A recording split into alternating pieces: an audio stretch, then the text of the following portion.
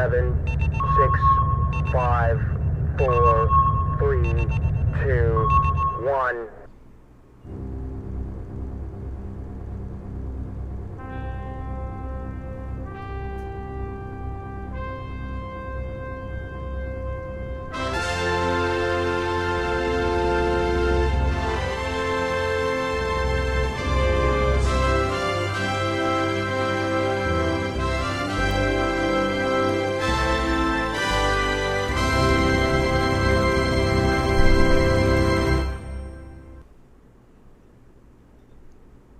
I tell you, if this stuff keeps up, I'm going to have to start drinking.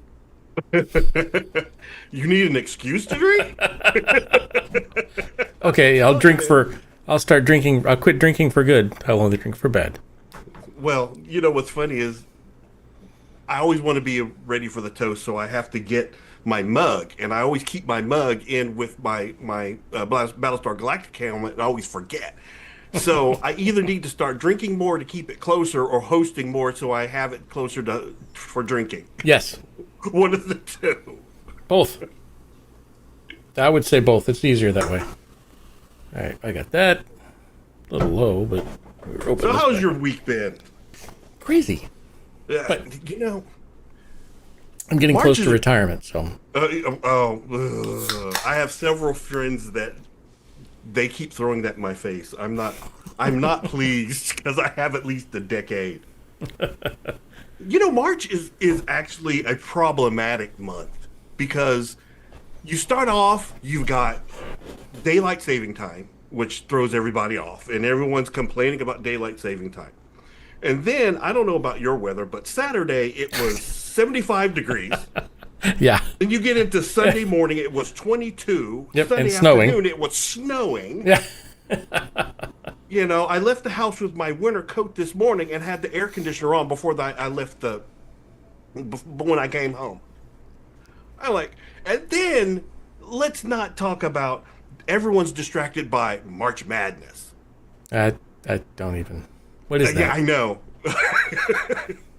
I don't chase the sport ball, but see, I knew there's going to be one of us. There's only one, and that's roller derby. What is going on here? This Facebook is not working. That's on. It says it's working. Oh, unable to connect. Well, I can see it. Unable to connect. It's the Gremlins. They're back. Have you ever heard of the podcaster's rule, missing host rule? What's that one?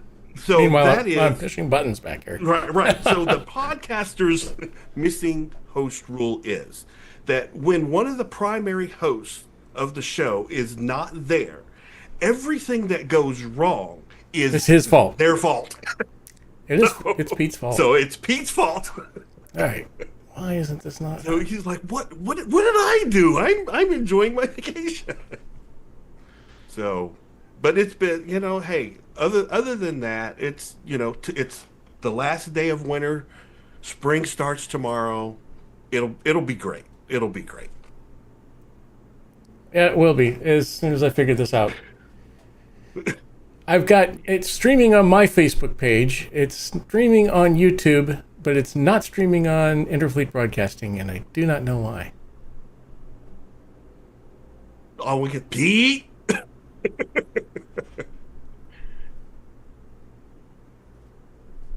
Sending data.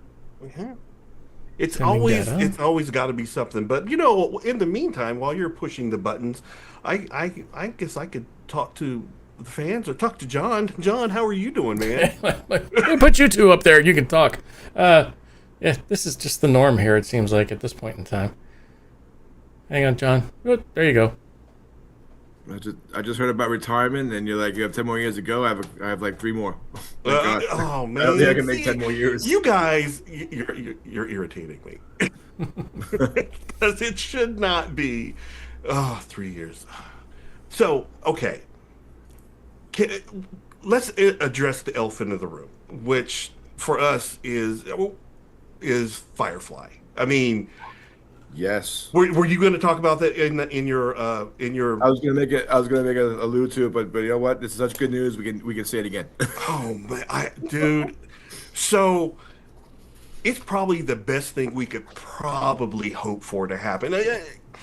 What's your take on the animation? It being animated? Well, okay, I guess we should back up. For those of you who have not seen the news, Nathan Fillion had come out on Saturday, and he's been teasing it on his YouTube channel and on Once They Were Spacemen. If you haven't watched his listened to that podcast with him and Alan Tudyk, it's fantastic.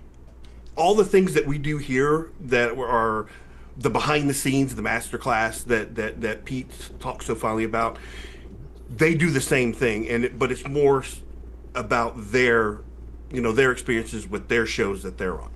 But we've all been asking for Firefly to come back, and so I guess they've been working diligently behind the scenes to get it back. So they've got showrunners and they've got writers. It's going to come back as an animated series, and his final message was all they need is a home, and for that they need us, the fans, the family, the fleet, to help out, to go out and spread the news and post it, repost it, talk to our friends. He says, talk to his enemies, talk to, tell everybody you can so that the execs know that we want this. So what are your thoughts on it being animated? I think anime is good because they did that. For, that's the big thing about Clone Wars. They put the animation in. It was Tartakovsky, then the whole series, and it was popular. It's still popular now. Everything is animated in that same way. Like Darth Maul is coming out like next month, same way animated. So I think we could do a lot more storylines, a lot more side stories with animation. All the original cast coming. People wanted Firefly for a long time. They want him back. The original cast to come back, and if animation, that means more series, more episodes, and hopefully, if it takes off, which it probably will, it's going to be a very popular series. So I think it's pretty good. Live action. We all love live action. It has its pros and cons, but to bring like a series back, I think animation is the first good step, and then maybe they'll do a live action, see how much maybe testing the waters. But I think animation is a very good idea. Well, and on top of that, they're all older, so you can't do anything with them like as they are now. Although I think there's probably an argument for that somewhere down the line. Maybe they could do something in flashback or whatever. But I think have you listened to any of the audiobooks? No. I have listened to Man, I'm all of telling them. I love them. They are so good, and I like the title of one is called Big Damn Hero. It's just so perfect, and with the way, okay, I'm gonna spoil it if you haven't seen Serenity. No. But the best part about the animation is they do get the full cast, except for people who have died like Ron Glass. But Wash is one of the best characters on there, and his character dies in Serenity near the end. So, and I even love that or series before the first episode, the first season, so maybe they can do a lot more, bring a lot of people back, and they can do that. We'll see. Well, I don't know. I'm all for it. I've posted it and reposted it and done everything that I could. And I think it's just kind of cool that I've always heard the story of how, it was canceled in its first season, and then the fans brought it back, and that's when they made the movie. And this is kind of like the second coming, and I wasn't a part of that. And it's just kind of exciting to be a part of that, Yeah, it's cool to say, hey, listen, hey, check this out, send this out and spread this around. And we had a former guest, Emil. He did all the special effects on the first season. He's out now saying he wants to go part of it and contact Nathan Fillion and get him on there. So a lot of people want this. I just saw him on his Facebook page today talking about it. Nathan Fillion? Like Wildfire. Oh, Emil. He did the VFX. Okay, yeah. So he was on there. He was on that today. It's his page. He was saying he wants to get onto it. So it's spreading like wildfire. So it's getting very popular. It's going to happen. So I did a little video on it on when I heard the news on Sunday.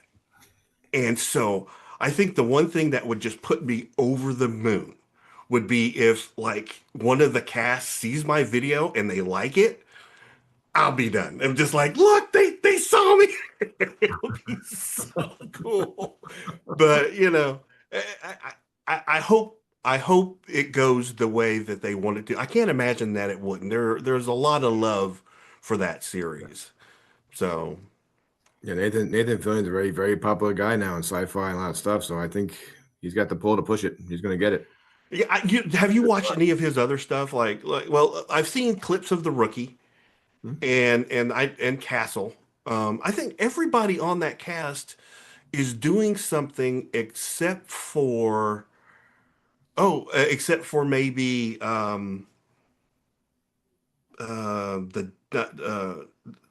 maybe Summer Glau. Yeah, he was Summer Glau. She did for a while there. She did some Terminator stuff. Hey, the Terminator series, yeah. You know who? Chronicles. Yeah. Yeah. And then I don't think I've seen anything from the guy that played the Doctor. I don't know what his name, but everyone else is like really into it. And then the girl was on Angel for a while. She was the god on Angel for a while. Which one? Oh man, I forgot her name. It's gonna come to me. Okay. Well, you know what? We can acknowledge some of the people that we have with us in the meantime. So we got I don't have Pete's. Oh, let me get you a Mandalorian one. I was going to do that. Actually, I was going to do one with the face of Admiral Nyland, the Butcher of Paradine. But you're great in that role. Were you surprised when you saw that? You knew it was coming. Well, the funny thing was when Chris did, he and I had been talking, and he goes, "Hey, you want to be in my video?" I'm like, "Sure, let's do it." And so he called me. He said, you got to pull up YouTube right now. And I got to watch it, and I just laughed so hard. It was so, so Chris, but who we have with us tonight? We got Paul Rotter. He's out there. Chris Laskowski. Hello from down under. Lola's here. Lola, love to see Lola here. And who else we got going on there? That's it for right now. But Lola had a good time last week in Texas and at the convention. She saw this about Star Galactica, Dirk Benedict and the original cast. So she had a good time. I missed that. Yeah. You know, Texas isn't that far from Kansas. It's only a 10-hour drive. I could go down there to hit more. Colorado's not that far either. It's just 12 hours straight west. So, but one of these days we're going to have to all get together. But what else what are you watching now? As long as I don't want to interrupt into your. Oh no, I'm watching Monarch, which is great. I haven't watched episode 2, but I'm only one episode in on Monarch. Oh, it's good. Really? Okay. Fast paced. Monarch. I'm watching Vox Machina. That's my guilty pleasure on Amazon. Okay.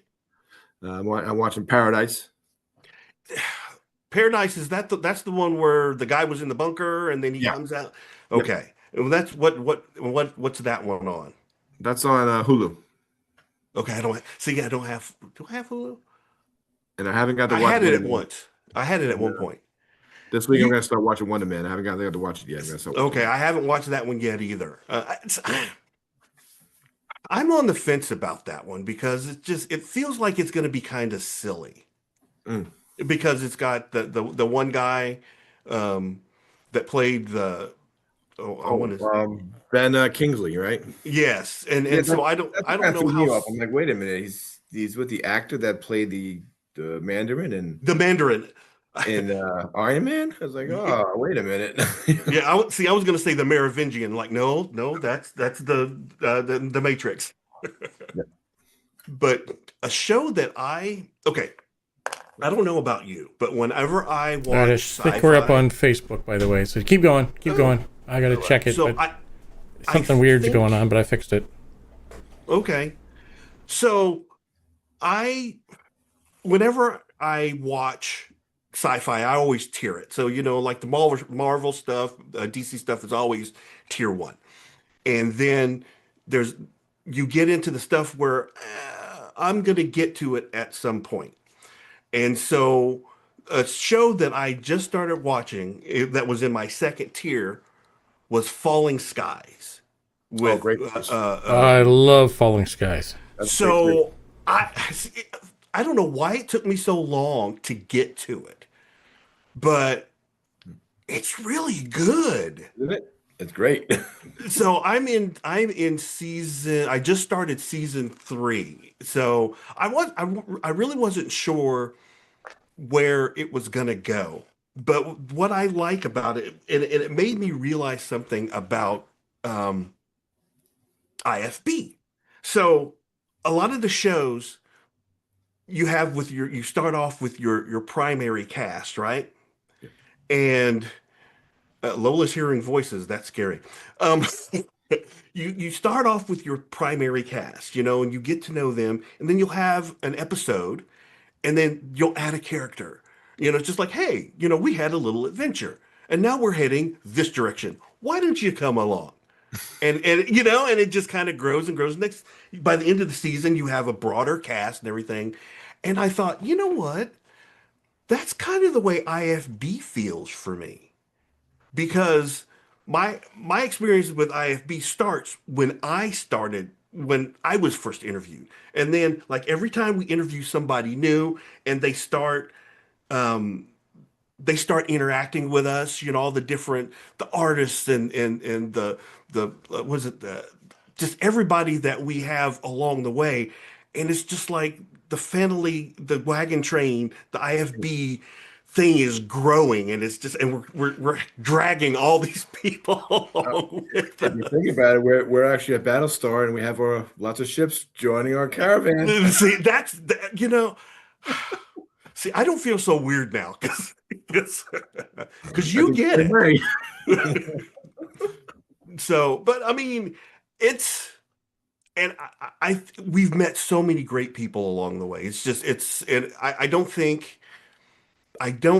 we've really had any bad interactions to where it's just like, well, we're not going to go visit that guy again. So I just really the family is great.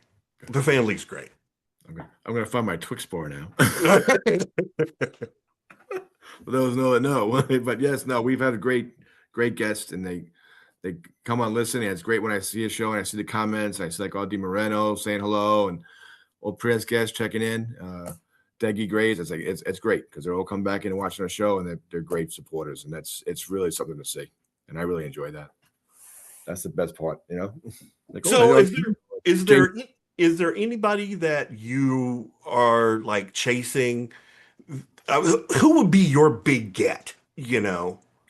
Somebody that you would want to come on just even for 5 minutes that just in your wildest dreams. I've been trying to get Dirk Benedict for the last 4 years. Oh, I'm trying to get MJ and Carl Esposito, Katie Sackhoff. I can have her on. Maren Jensen. I know her. She has a makeup company now, so I'm trying to slowly but surely reach out to her. But yeah, William Shatner.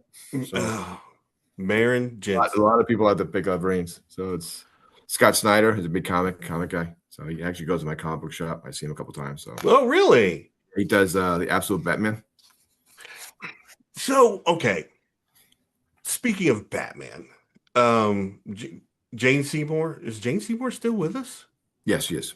Okay, yeah. Paul was saying Jane Seymour from the ragtag family fleet.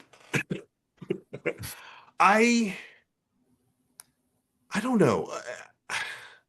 Everybody is it's good to see everybody being interactive. I think where did the Galactica people they were down in Texas this past weekend? Was that this weekend? Okay.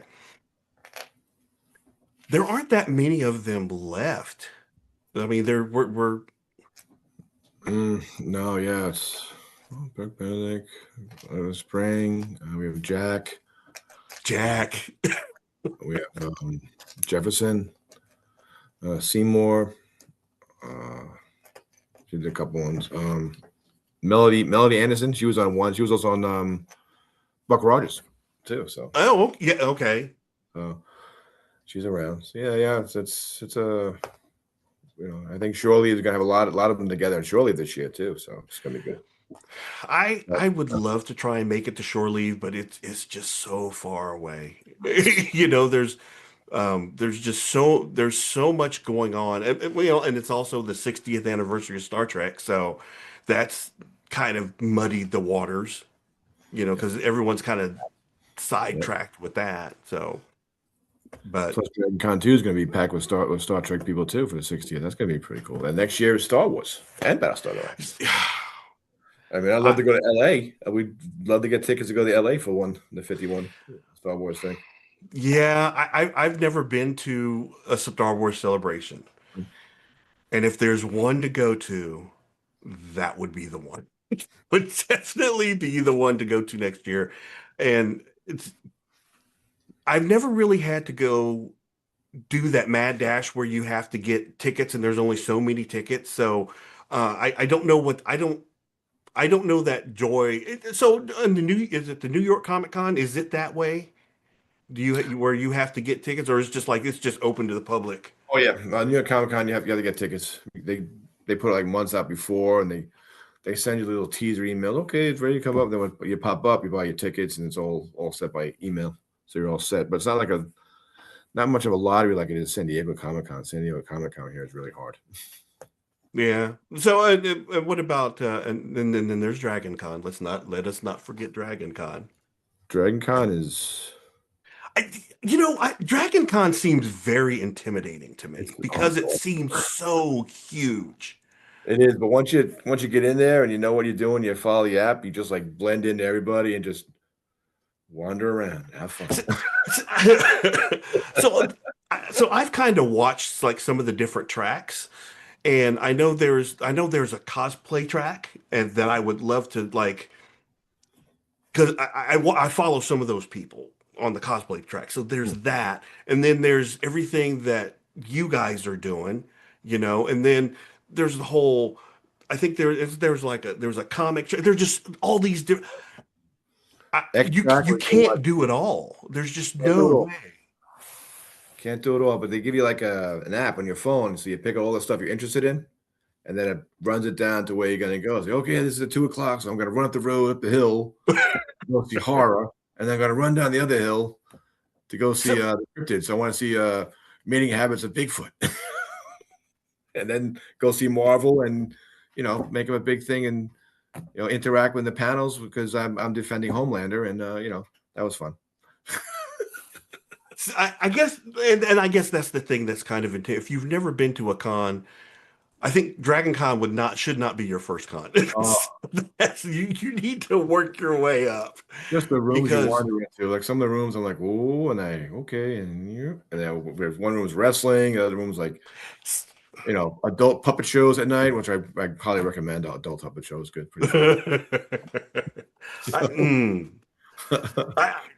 See that. I don't even know if we want to open that door. My nephew's coming this year too, so he's going to witness it firsthand. So it's gonna how old? He's Brian's like 30 some odd years old, so he can do all the fun stuff with me too. Yeah, Paul says grab Ambrosia for the DC Con hill climb. Oh, I don't know what that means. I guess you got to go up. There's like different buildings in the DC Con. We got to go up the hills. I guess there's one place down the road. You get your exercise. You got to drink a lot of water at Dragon Con. I think I lost like 3 pounds. Well, hey, I was proud of myself. but isn't that offset by the eating and the meeting and the drinking? Yeah, the drinking. I did a lot of drinking. We didn't do that much eating. We didn't have time for it. We wanted to go see panels, so we had like on the go stuff here and there. But it was good. A lot of water. They give you like free water and stuff, so you fill your water up, and if you're too hungry, you get a snack bar or something like that because you want to see all the panels and just have fun. You just want to totally nerd out. Sometimes you forget about eating, and that's not good. Take it from All there. right, guys, I give up on the. I can't get it to come across Interfleet Broadcasting for some reason. Facebook is not letting me do it. So keep going. I'm gonna just send a note out to everybody on Facebook, let them know to come over on YouTube. So do we have anybody else with us? Oh, you know what we did not do? I don't want to keep you out, but we didn't do our toast. That's right. Oh yeah. I get so excitable to be here that I just start rambling. This is a great place to be, man. I had my one beer before, so I get some, lighten up a little bit. You're pre-gaming. Yes, that's working. So, what are you drinking tonight? Oh, I'm gonna drink Southern Tier Cherry Pie. So it's Southern Tier Brewery from New York, plus one of the best ice cream companies in New York. New York. So it's cherry pie. So Okay. I just saw this now. I remember having an argument saying that Perry's is much better than Stewart's. If you know from state, but I just saw this and it was a sign. So I got to take pictures of my wife and say, "See, Perry's #1 ice cream." Well, I'm going to be a little bit boring with the Strongbow, but there may or may not be a little bit of the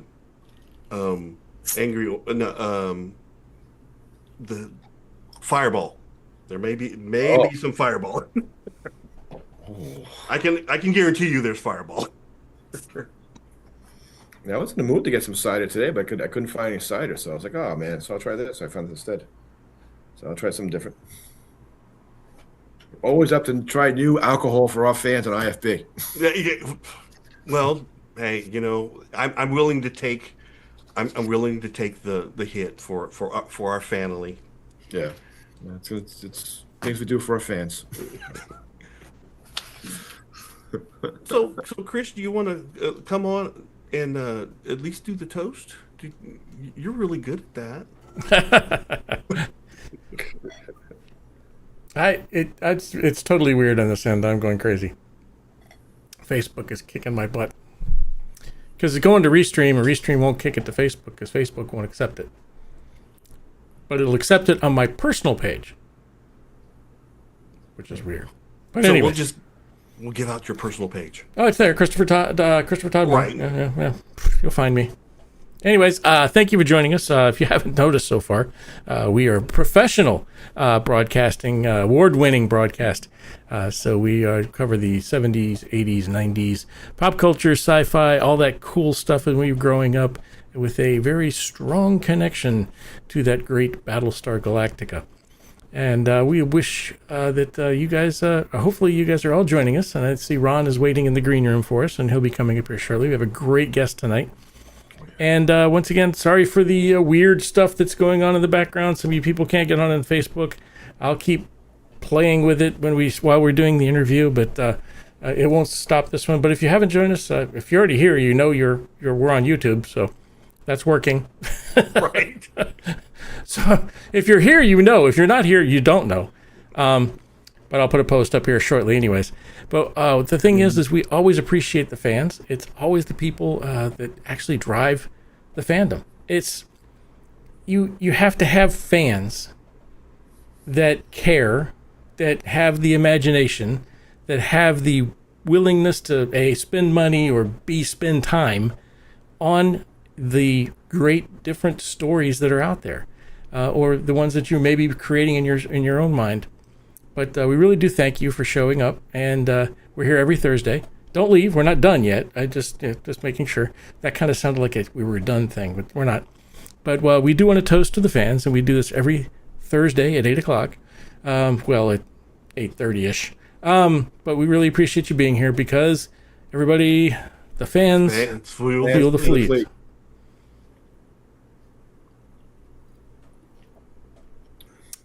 Oh, that's good. That's good. That's good. That's yummy. I've been waiting for that all week. There you go. Wow. All right, John, if you want to kick off your thing real quick. and we'll go from there, I think, maybe. All right. Hang on, John. I don't know if I have it yet. Nope, keep talking. Give me a second. So, I can work on that for you. we need a... I want to get like a sounder. You're on wheels and just, hello, everybody. And then I'm afraid I'll fall off the chair. So I had a weird memory, pop into my head from when I was a kid. So, and I'm hoping that I'm not the only one that had this record. There was a record of the Justice League, and it had the opening thing was Call the Roll, and it was Call the Roll, Call the Roll, Call the Roll, the Justice League of America, and it did this roll call, And the thing that frustrated me was that, they did Superman here, Wonder Woman here, and then they got to Batman, and Batman here. He sounded like a 12-year-old boy. It really frustrated me. But they had... Right. And so the artwork on the cover was really cool. It reminded me of, like, the Super Friends type artwork on there. And it had, like, several stories. There was a Metamorpho story, and there was a Wonder Woman versus Brunhilde story. There was a Flash story. And I went on the internet, and I actually found it. And I'm just like, am I the only one that had this? Had anyone ever... Have you ever heard of this story at all? This record? It was a record. No, I was going back to... as far as I can go back is Disco Duck. I haven't had that one. Oh, wow. I have that record. I know I'm watching Justice League on Saturday mornings with the Wonder Twins, and one turned into animal, the other one was a bucket of water. Yes. Yeah, the Wonder Twins. Wonder Twins powers activate. Shape of water. And then somehow the water became a bucket, too. I never understood that one. Well, it's only appeared. Yeah, your claim to fame is you always have to carry a bucket around. That's horrible. How'd you like to have that superpower? Yeah. All right, John, we're ready when you are. All right. It's now time for news with John 1. This just in. How's the presses, people? We have some good stuff coming our way. First, let's go to the movies. Project Hail Mary will be landing in theaters tomorrow. It's about a science teacher, Ryland Grace, played by Ryan Gosling, who wakes up on a spaceship with no memory. And after he finds out things that's going on, his memory slowly returns, and he has to solve a riddle behind a mysterious substance that's causing Earth's moon to die out. And he can't do it, and he has like an imaginary or real friend come on. Not gonna leave it a surprise. But it looks pretty fun. Looks really exciting, and it looks like a fun sci-fi movie that we all need to go see. It's get out of the hot weather, cold weather, and go enjoy it. So that'll be in the movie theaters tomorrow. So I'm looking forward to seeing it. A lot of good hype behind it. And next, we have in the theaters. We have They Will Kill You on March 27th. Zazie Beetz. She was in Deadpool as Domino. She plays a woman who applies as a housekeeper at a New York high-rise, and it turns out she has to save a fellow maid from the inhabitants, which are all Satan worshippers. That's nice. So it looks like a really fun, violent, comedic romp through a high-rise in New York, and she tries to survive herself. So it looks pretty funny. So check out that in theaters next week, the 27th. So let's see, and The Devil is Back. Daredevil Season 2 arrives on Disney and Hulu on March 24th. Matt Murdock and Kingpin return. All the characters return except for Foggy, which I'm not very happy about, but hopefully he comes back. They do something. As well as Mac's ex-girlfriend, Elektra Natchios. And when comic readers know who that is, Elektra. So it's going to be a lot of action. And Marvel says it's going to be a pretty action-filled season, this Season 2. Jessica Jones is coming. So hopefully we get some more surprise guests not saying about, but hopefully we'll see Luke Cage. He wouldn't tell me at Dragon Con, but I think it's coming out. And so it's gonna be a good surprise.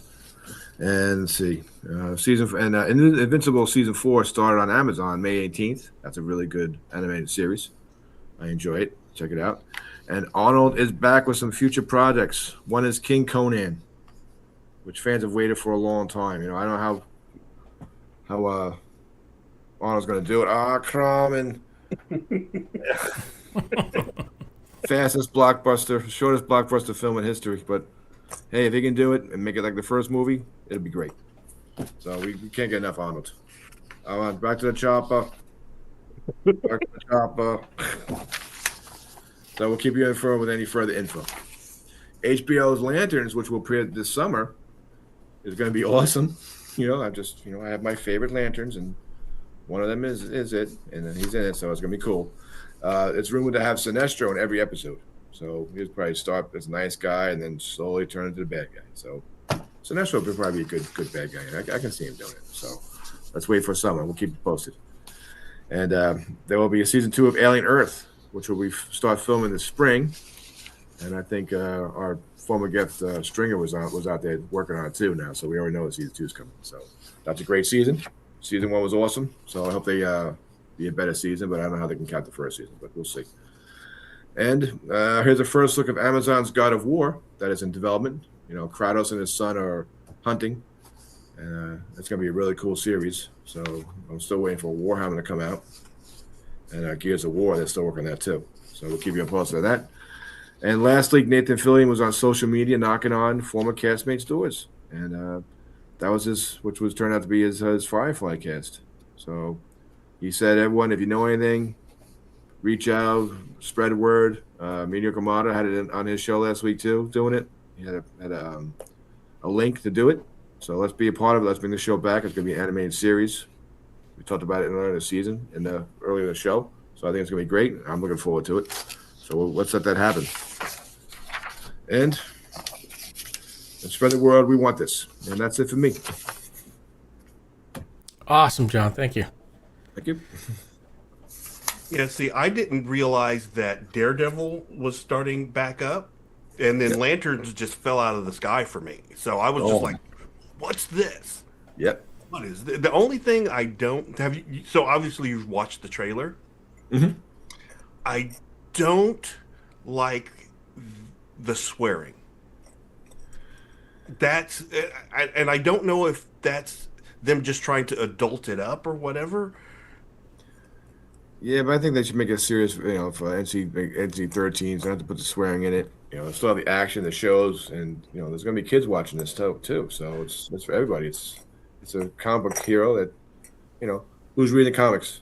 Us and young kids are getting into comics. So they should really cut that language out. Make it an action. They don't have to put all the bad words in, and it doesn't have to be that way. The writers know better, but I guess they want that to be more mainstream for everyone to watch it. But and speaking of comics, look at that segue.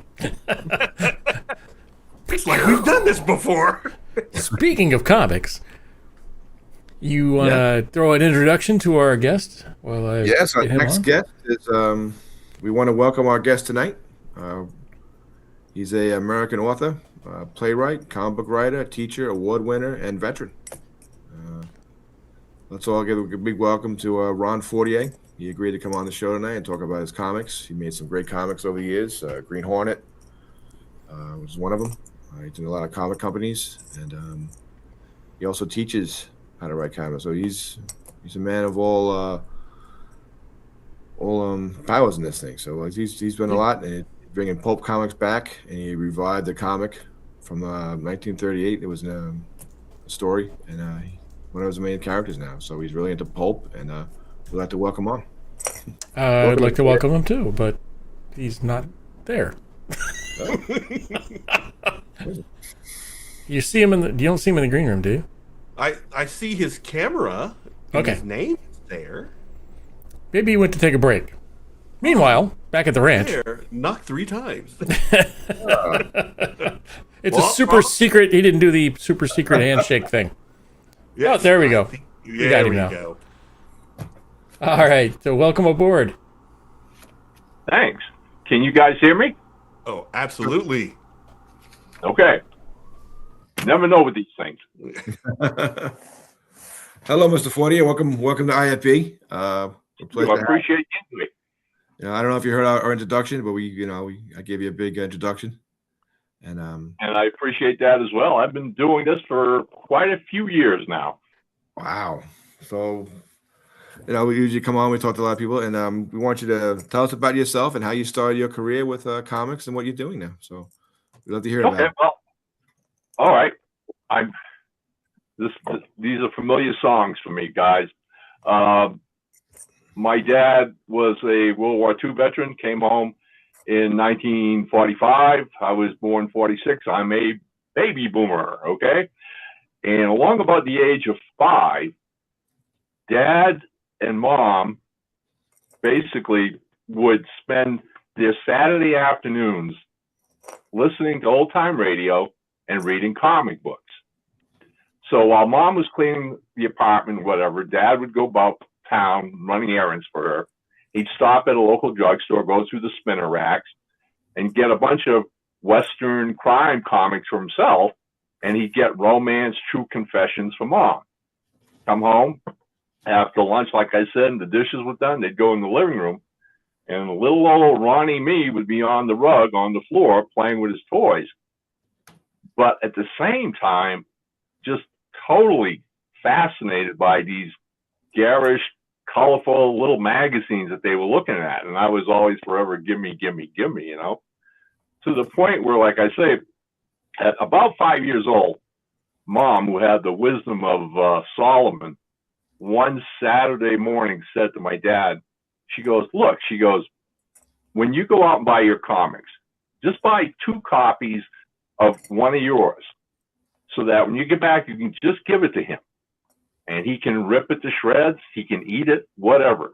But at least he'll stop asking, me. So Dad does this. And here's something that I think every comic book colleague of mine has ever said. He gives me a copy of Timely's Kid Colt Outlaw. Oh. And it's mine, okay?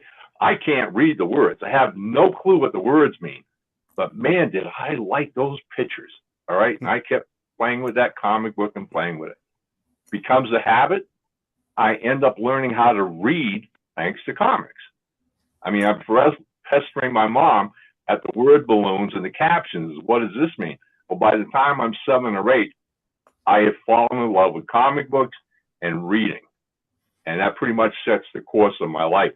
Wow. I get to high school, and by the time I'm in high school, I pretty much know I want to be a part of the comic media some way, somehow. But again, that little boy dream of doing it all, of being the writer, artist, and whatever, I realized rather quickly by my freshman year, sophomore year, that my art skills are pretty much stick figures. That's artwork, glorious artwork I'm going to give you. I am not George Perez. I'm not Neil Adams. But at the same time, the realization strikes that, hey, somebody's got to write these stories. And so I devote myself pretty much to taking every kind of journalism class I can take, every poetry class, every English lit class. Happily, I had an English teacher. I went to a Catholic high school. I had a nun who was my English teacher for 3 years, those 4 years of high school.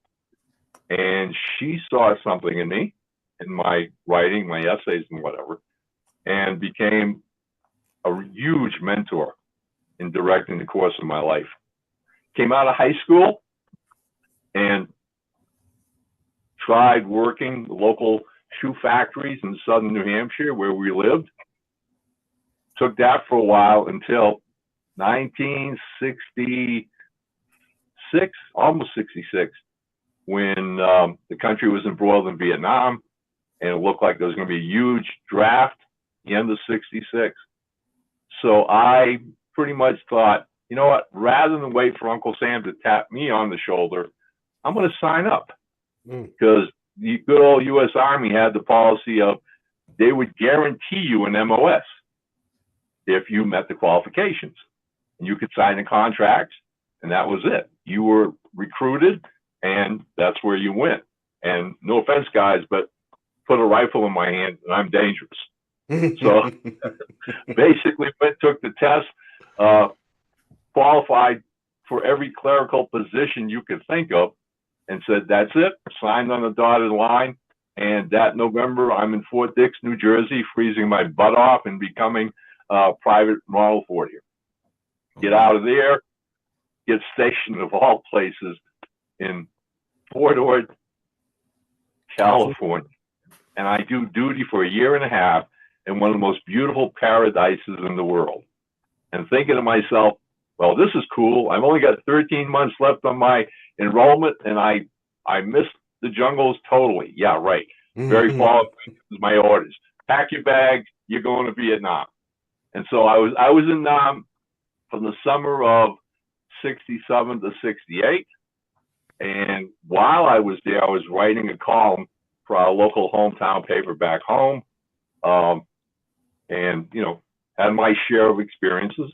One of the things you learn about the Army and war is it doesn't matter what your armor list is. Sooner or later, you're going to meet the elephant, as Stephen Crane once said about the Civil War. And I encountered that ugly thing several times in my life. Happily, the good Lord was with me, prayers of my family, and I came home. Coming home, that was it. Back to comic collecting in a big way.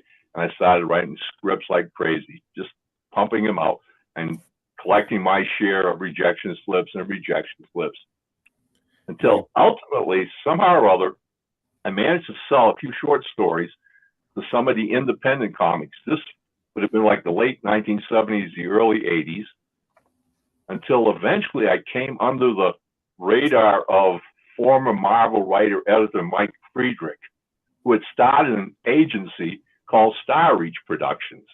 And he was representing new up-and-coming comic creators, be they writers or artists. And out of the blue, I get a call from Mike one day and said, hey, I've seen some of your work in some of the independent titles. I'd like to represent you. Okay, wow, I'm shocked, right? He says, I need your butt in the plane and in San Diego this summer, because we're going to go shake some hands and, you know, have people meet you and see what happens. Okay. So I tell my wife, hey, any chance to get out to the West Coast and go on vacation? She's all for it. Prior to going, though, somehow, and I'm not going to launch into that whole story because, believe me, it's a side story that sets everything like a domino falling. But I had met a comic book artist from Texas, the late Steve Irwin. And Steve had bugged me about possibly doing a project that would bring back the Green Hornet into comics. And of course, talking about the 60s TV series. With now, right? Gary. Right. So, Bruce Lee.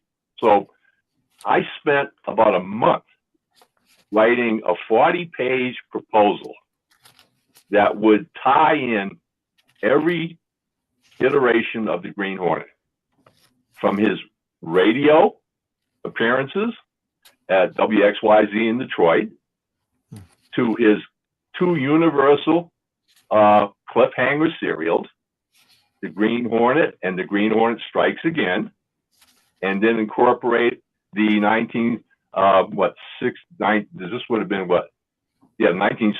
TV show. Right. Yeah, so basically what I did was created a legacy saga of one family, the Reeds and the Catos, going through generation after generation until we come to our time period, which is the late 1980s, right? And now we're going to introduce our new Green Hornet with a female Cato. Okay, so now I'm going to San Diego. I slap that proposal into my briefcase. My wife and I get packed up. We fly out to San Diego. Mike takes us around for the whole weekend, meeting people and whatnot, and ultimately brings us to the Now Comics booth. And Now was a company from Chicago, now defunct, as well. You know, we all know the implosion of the mid 80s, but it was run by a guy named Tony Caputo, and pretty much a P.T. Barnum snake oil salesman, if you will. And he had built up Now with licenses. So they had Speed Racer, Ghostbusters, Friday the 13th, et cetera, and the Terminator. Right. They nailed the Terminator after only one movie, all right?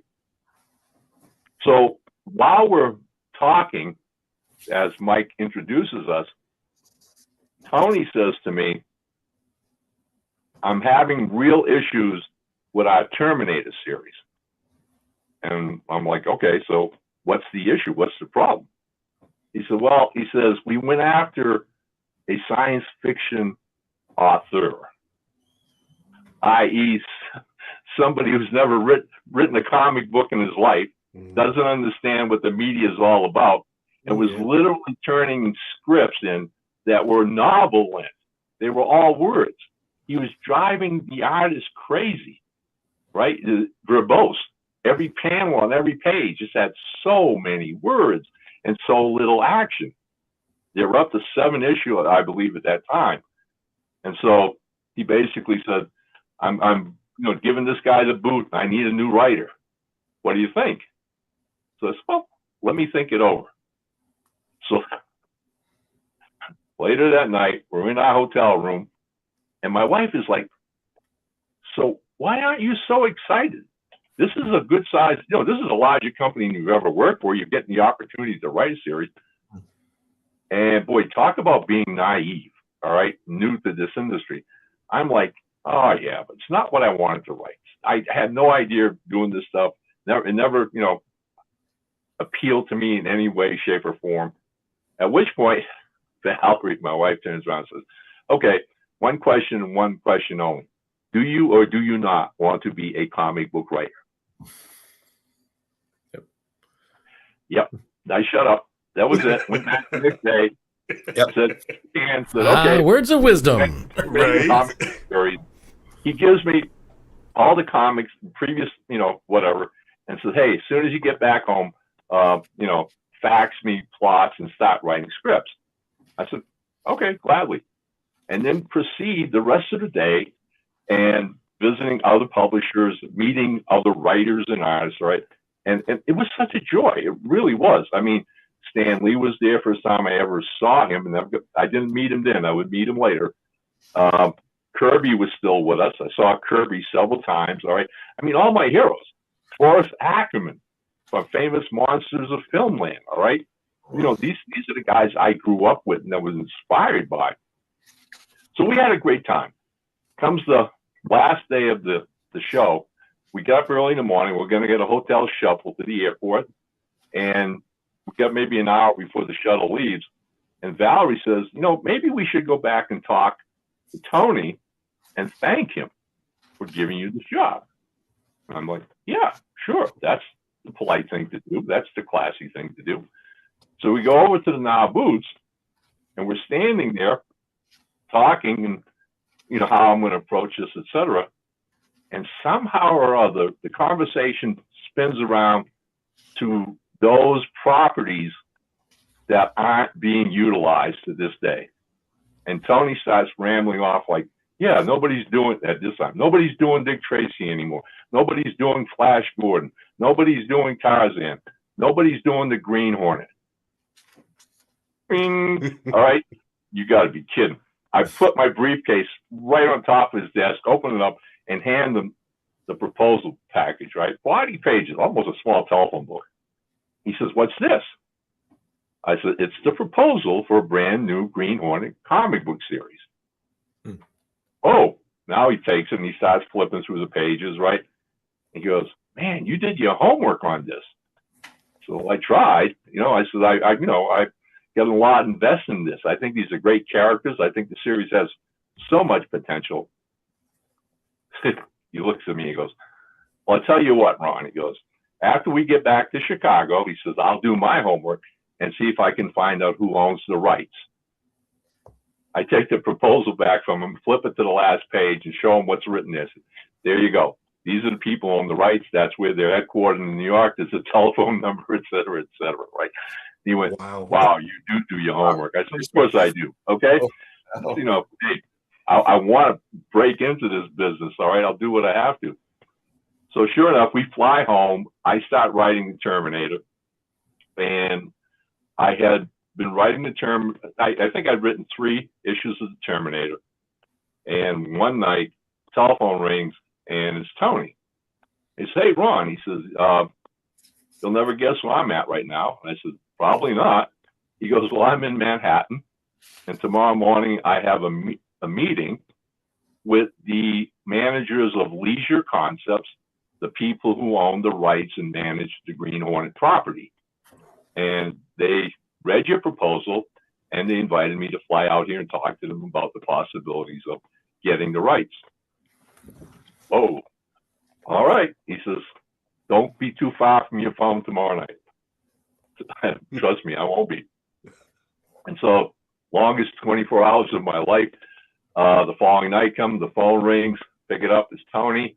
And he says, "Man, you sold them." He says, they had told him that in the 20 some odd years since the TV show had gone off the air, various companies from DC, Marvel, and others had approached him about doing it. But all they had wanted to do was the same thing that the TV show did, which was basically say, forget everything that happened in the past. Don't worry about the Radio Hornet. Don't worry about the cliffhanger. No, just right now, New Origin, whatever. The concept that I had done, these generations, the legacy concept, is what fascinated the heck out of them. And that's what they liked. And basically told Tony, if we wrote it and produced it like that, then he had the rights. At which point he turned around and said, "So start writing issue number 1." And that was it. Within, I think, 2 or 3 weeks after that, I was seeing ads from that.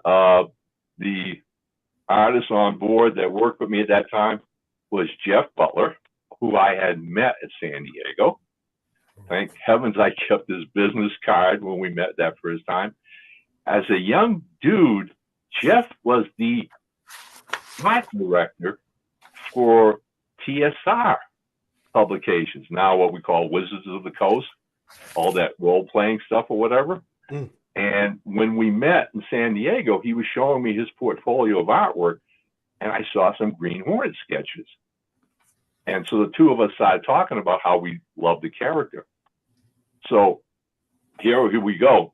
Part of my conversation with Tony that night, upon hearing that they had the rights, was, "Do you have an artist lined up?" And I said, "Oh, yeah, I do." He said, "Well, have him contact us." I said, "We'll do right away." Hung up from him, ran into my office, looked through all those business cards, found Jeff's, called him up. He answers the phone. And basically I said, Now Comics is doing a Green Hornet comic book series, and you've got the job if you want. The next day he walked into TSR and gave him a 2 weeks notice. That's how bad Jeff wanted to draw the Green Hornet.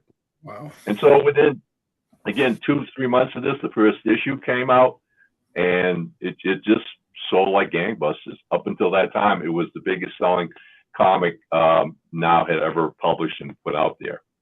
And the following year, we went back to San Diego. Obviously, Jeff and I were at the Now Comics booths, signing autographs and meeting the fans and talking about the Green Hornet.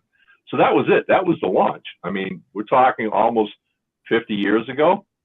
And, and that was the best-selling Green Hornet series so far.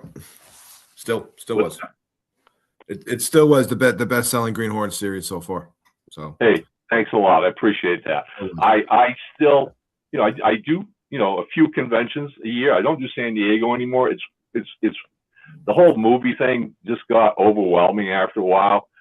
I like to do mid-sized cons where the emphasis is still on comics, where you see creators, writers, and artists, publishers, etc. Right? And quite honestly, guys, I am really humbled by the fans who remember that series from that long ago, who'll come up to the table just to shake my hand and tell me how much fun they had reading those comics. I mean, when you're starting out in a career, you obviously have these, what I call worldly goals, the same ones that all of us fall into that trap when we're young and immature of wanting fame and fortune and all that good stuff, right?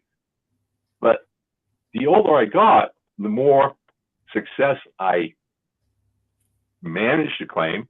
And that's only because of the guy upstairs. I know that now. All right. It was just basically a gift given to me by God that I was sharing with the rest of the world.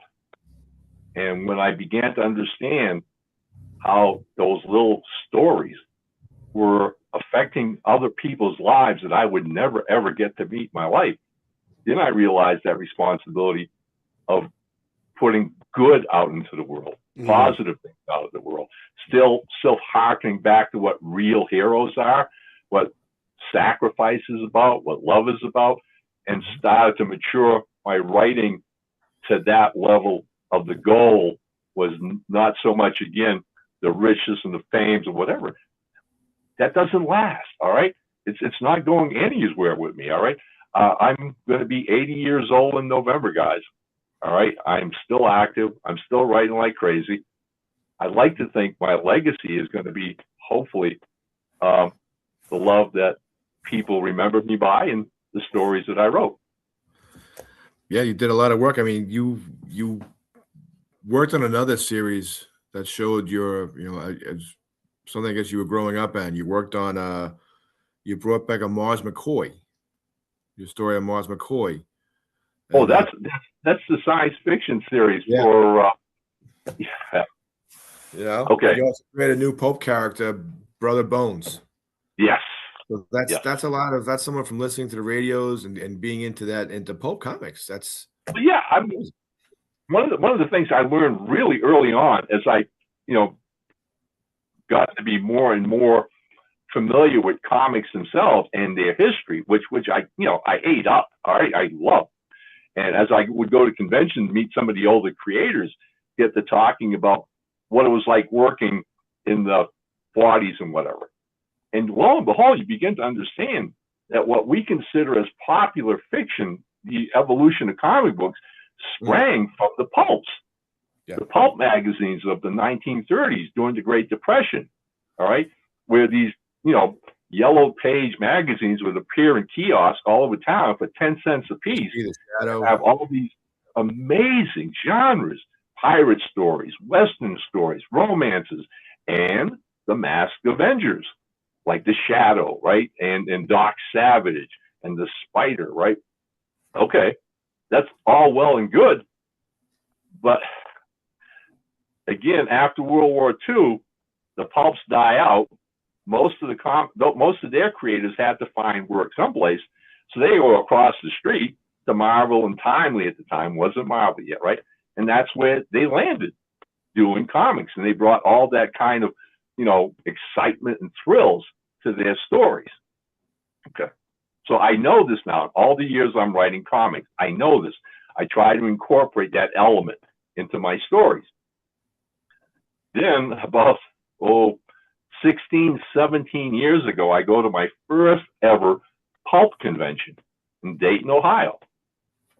And lo and behold, find out that there were maybe 100 vendors basically selling old pulps that are yellow and falling apart, or facsimiles of the original pulps magazines, right? That all become public domain. And of those 100 vendors, they had maybe only 60 people in actual attendance. And their average age was like 80, 85. Okay. Wow. Yeah. I come out of that weekend and call my good friend and comic artist par excellence, Rob Davis. And I told him, I said, you know what? I said, the pulp community needs a big shot in the arm, because if they don't start getting more younger fans, it's a fandom that's going to die out in the next 20 years. The writing's on the wall. So Rob says, what do you want to do? Now, remember, the computer age is upon us. Desktop publishing is with us. Everybody's connected by the internet. Well, we've got an entire network of writers and artists that we've known for the past 30, 35 years. And we start putting the word out. Hey, would you guys like to actually start writing stories about classic pulp characters from the 1930s? All right.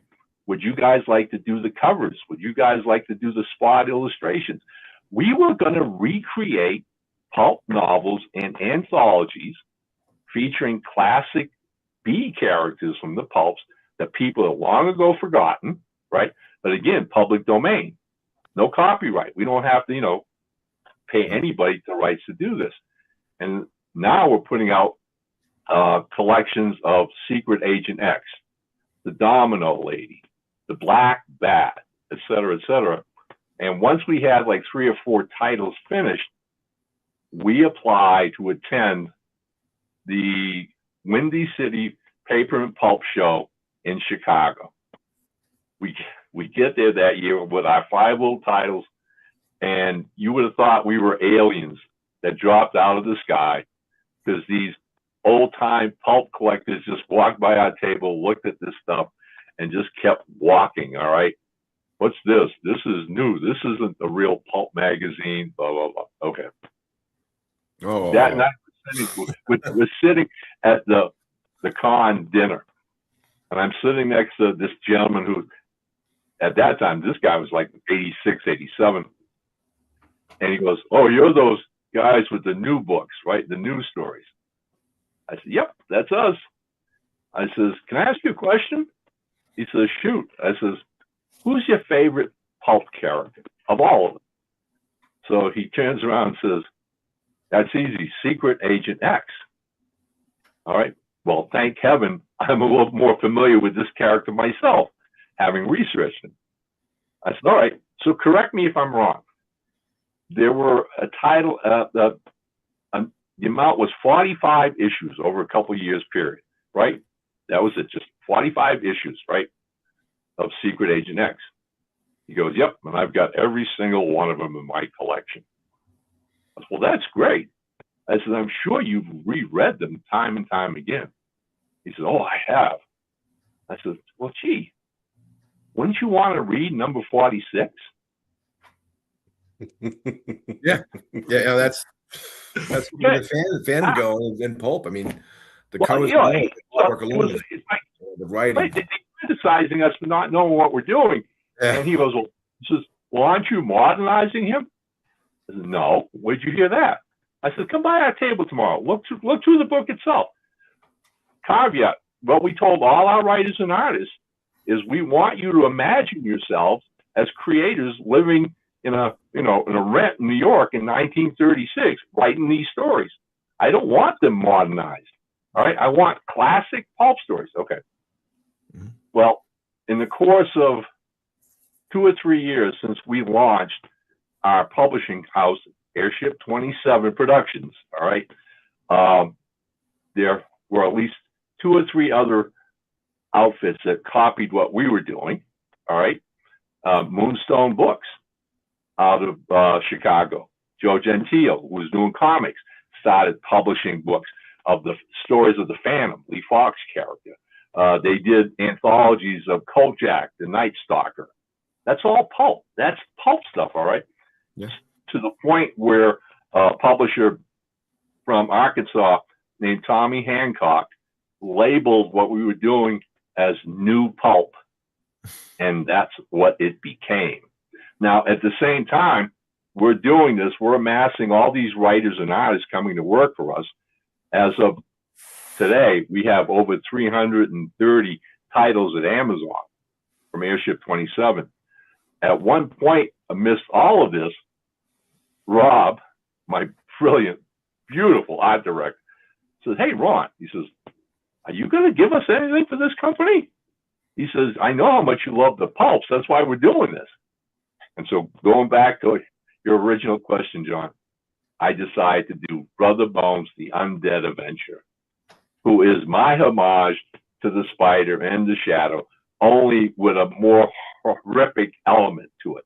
All right. He's a dead gangster who, after he's killed by his own twin brother, finds himself in limbo. And the fates tell him they're not going to let him go up or down. Nope. his deal is he's coming back to Earth as this undying zombie to avenge all the bad he's done by protecting the innocence of this town on the West Coast called Cape Noir. So I have written approximately 2 novels, produced a collection of 3 Brother Bones anthologies, and then we did a few comic book single one-shots. And right now we're in the midst of producing the first ever full comic book origin story of Brother Bones. Yes, my Amazon order will be filled. Can I ask? And that's what got you the 2017 Pulp Factory's Pulp Grandmaster Award. Congratulations, you were the first ever recipient of that. Thank you. Yeah, that was. I love fandom. I love comic book fandom. I love pulp fandom. The night of the awards, Rob and I have been the host of those awards since they were first inaugurated. So that night we give out the regular awards, and these are given for the best of the previous year's output. Best new pulp novel, best new pulp collection, best new pulp cover, best new pulp short story. Okay. So we give out all these awards, right? And the crowd's cheering and whatever. And we're about done. And one of our regulars who helps put on the awards says, oh, Ron, there's one more award. And I said, excuse me? And he takes the mic from me. This is science fiction writer Van Plexico. And he takes the mic from me, and then he starts giving me this amazing introduction, pretty much as you did earlier, my friend, and turns around and hands me this beautiful award, right? And says, so congratulations, you're the recipient of the first ever, Pulp Factory Grandmaster Award, right? I'm stunned, okay? I am just totally speechless, all right? 10, 15, 20 seconds, some guy in the back yells out, they finally shut him up.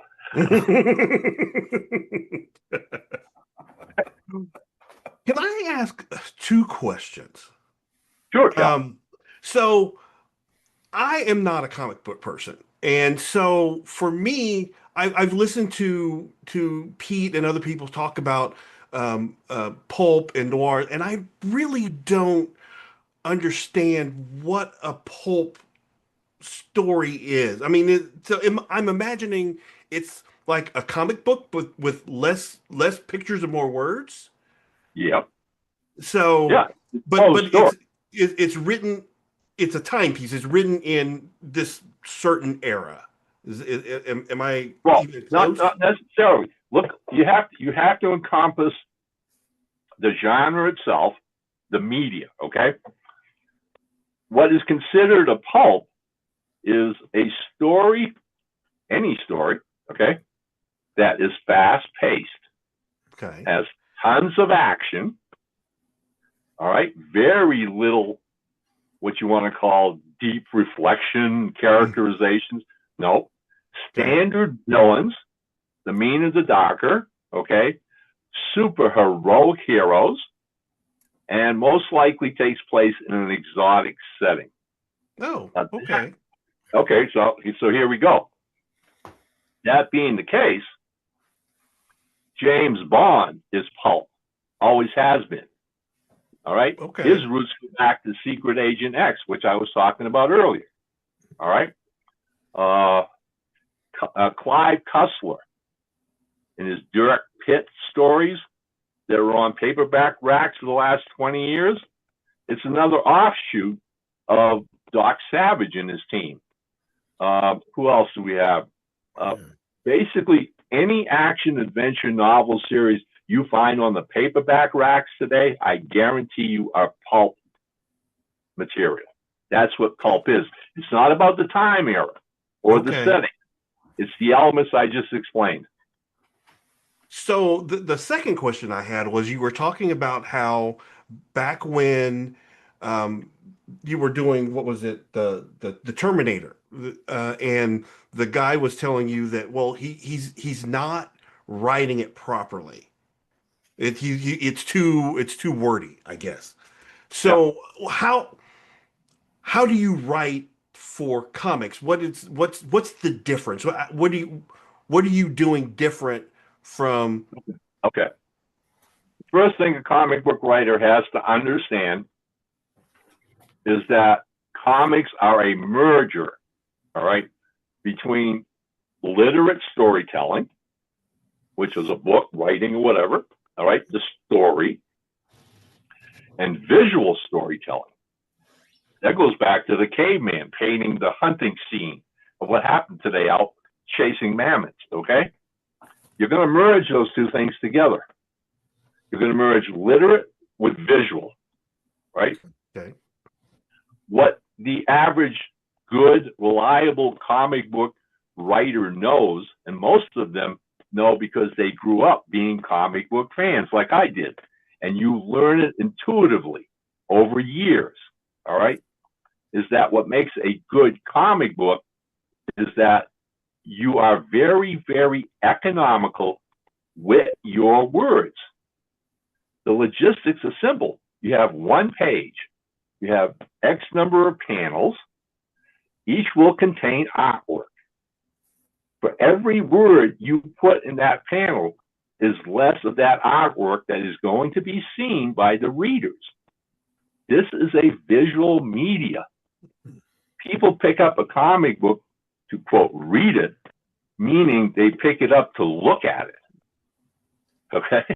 So, okay. So now, you're a prose writer. You've never written a comic. You don't understand that basic common sense logic. So somebody says, well, write a script. All right. So you write panel 1, caption 1, caption 2, caption 3. Joe says this, word balloon. Frank says this, word balloon. Betty says this, word balloon. What do you think an artist is going to say when he reads that script? Where's my art go? There's no room for it. All right?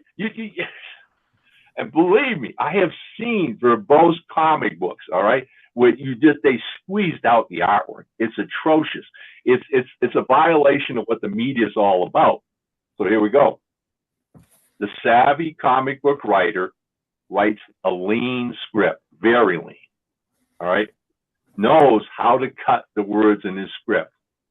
So he writes a sequence where basically never repeat what the artist is going to draw.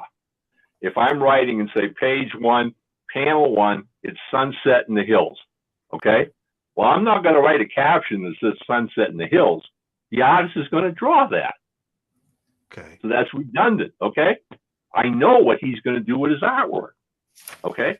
So now I write about the characters. Panel 2, Betty turns to Frank and says, what's wrong with the car? He said, I don't know. I'll have to check, right? If I go back later on and I'm thinking the artist maybe needs more artwork in that one scene where they're sitting in a stalled car, maybe, I don't know, I'll check. I'd be too much of a balloon. Maybe I should just say, I don't know, and cut some space again. You have to give the artist the maximum amount of description, what you need to see in each panel, with the fewest amount of words to tell the story. And trust me, good comic book writers understand that, all right? Again, it's a skill that not every writer can adapt to, because unfortunately, like every other art, some writers have egos the size of the moon. And I've given Rob, my artist amigo, Rob and I have given workshops to professional book writers who wanted to know how to do comics. And the first thing I tell them is, stop being in love with your words. You're not that important. There's two storytellers, all right? And in a comic book, the most important is the artist. That's true. People are buying that to look at the artwork. So make sure you give them the artwork, all right? And finally, the third genius of a comic book is the guy or gal who gets all the art pages, the final script, and they put in those captions and word balloons. All right, the letterer. And believe me, if you're a knowledgeable, experienced writer, you know, as you're writing your script, this person is going to be putting balloons and captions in your panels. All right. Again, that's why. Again, shorten. Good letterers know where to put the balloons so they don't distract the eye from the visual part of the artwork. Okay. So by the time you're finished reading a comic book, lettering in a comic book is like the music score in a movie, right? You don't know it's there. If it's a good composer, it's in the background, all right? It's subtle. It enhances the scene that you're filming.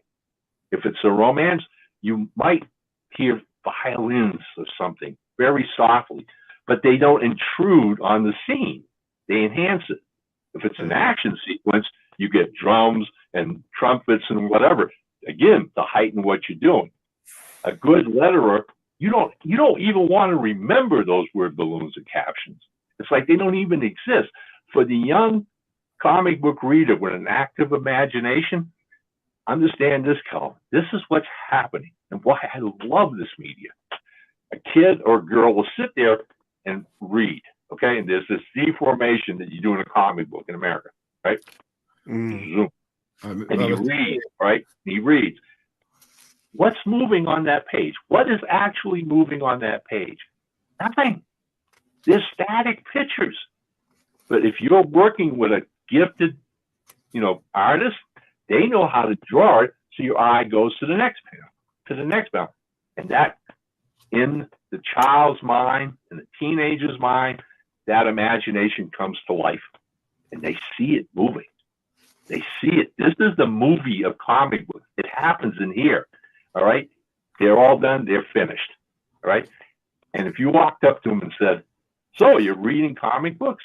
they'd probably be surprised because they don't get the fact that they're actually reading. I have given workshops to high school teachers. All right. And basically said, "Hey, look, if you ever have to deal with students who don't like to read, have problems with composition, with understanding narrative, put some graphic novels in your classroom. Let them read comic books. It is reading. It will teach them." Yep. And we have a few more questions before we let you go, Mr. Fortier. Have you ever done any cons in Texas? Excuse me? Have you done any Comic Cons in Texas? One of our Texas? No, not yet. I would love to. As of right now, I'm working on a comic series for Antarctic Press, which is out of Texas and run by Ben Dunn. He's the publisher. A few years back, he had one of his properties called Warrior Nun that was bought, became a series on Netflix. Okay. Well, what had happened was Ben, back when he first created Warrior Nun in the 80s, did a spin-off. He thought it'd be cool to do a warrior nun who lived in the 1930s and fought Nazis. In other words, a pulp warrior nun. And he called her the Crimson Nun. That was my next question. I saw that. I was reading your interview in First Comic News about the Crimson Nun, and right. You were still producing. Are you still producing it? Do you have any more news for this? Will it be released as a graphic novel or a series? Well, the plan is to make this. This is only the second time she's appeared. She appeared in the 4-issue miniseries back in the 80s, and that was it. She was gone. Right. 3 years ago, Ben came to Colorado, where I live now. We met for the first time, and at dinner that night, I said to him, I said, "Do you have any future plans for Crimson Nun?" And he looked at me, he said, "No, why?" I said, "Will you let me write her?" He started to laugh. He said, "Sure." He said, "You got an artist?" I said, "Yeah, I do." He said, "Go ahead and do it. Send it to me when you're done, and we'll publish it." So I'm working with a young artist named Jesse Thomas. We've just released the 2nd issue. And the plan is to make it a 4-issue miniseries But now Ben is so enamored with the storyline we developed that he's throwing tidbits to me about wanting to do a Crimson Nun Shadow team up. Oh. And maybe possibly having her team up with other public domain pulp characters, which I might know a little bit about. Ron, you seem like a little bit of an instigator in a good way.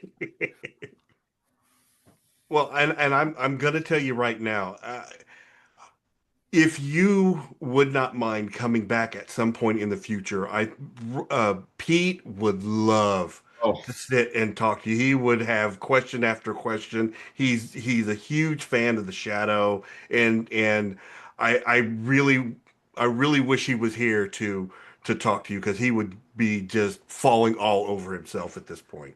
It would be a pleasure. It really would be a pleasure, guys. I've appreciated being here. I mean, obviously, you can tell this is something that I love deeply. Like I said, over the last 20 years of my life, my faith has gotten stronger and stronger, only to the realization how blessed my life has been, especially with the creative people I've met, and understanding that creativity comes from the God Almighty that created all of us. He is the greatest storyteller of them all. And so hopefully whatever I do brings that blessing to the rest of the world. And yeah, hey, you guys want to talk about this fun stuff anytime, guys. Anytime. I'm available. Oh, Mr. Fortier, I'm going to have to email you and keep in touch with you. I might want to ask you a question. You sure will. All right. Thank you. Yep. Thank you. It was a pleasure to meet you. Thank you for coming on IFB. Same here, John. Wow. I will never look at comics the same ever again. Oh, there's just so much there. I've collected comics for over 30 years, and some of the stuff he worked on, it was like, oh my God, and great stuff. You know, just he was there when comics meant a lot in the 50s and 60s. It was all adventure and real new stuff, you know, and it was different comics from reading then to now. And like, oh, just adventure, a lot more story, a lot more characters, and oof, I need to have him on again. You know, you talk about a just very well, I don't know. I don't think he would think it was well planned, but it's just everything just kind of fell into place once that one thing hit. And I really love the message of just keep putting the good out there. That's just, and I think the more good you put out there, the more good comes back to you. I will say, and I'm always kind of jealous of comic book people, in so much as, like he was saying, where you have, you know, the words are scanning across the page and the pictures aren't moving, but they're moving in your head. And I just don't feel like that ever happens to me. And I want it to happen to me. I'll bet you it does happen to you, because I know it happens to me when I listen to books. Okay. Yes. Yeah. But that's kind of the long form is so much, because I listen when you're driving. Yep. And there's so much more time. You and I both do a lot of driving, so it's a lot of listening. Yep. So there's just so much more time to get into character development, and I will only listen to a book that's unabridged. I won't listen to no. abridged stories. I won't even buy an unabridged. I mean abridged. Sorry.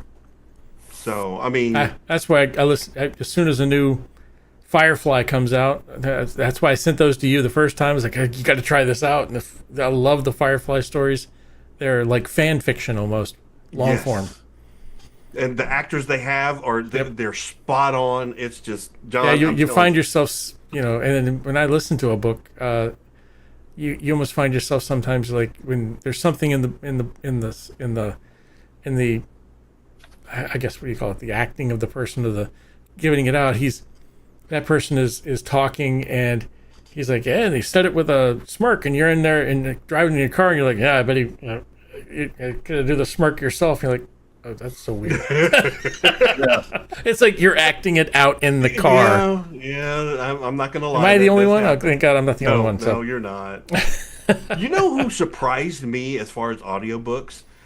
John Jackson Miller. Oh yeah, did the Batman it was a story after the Joker. Mm-hmm. It was after the first Batman movie, and the thing that got me was, and if I ever get a chance to talk to him, I want to ask him the question, because when I'm listening to that Batman, it's not Michael Keaton, because he sounds. Michael Keaton is too old for the insecurities that Batman that he's written. You know, it doesn't fit that Batman. So it kind of falls more closer to the Kevin Conroy animated series Batman. So in my brain, that's the Batman I see. But everybody else, all the other characters are the characters from the movie. So it's just really weird. So including Mr. Freeze. We're not. Didn't happen.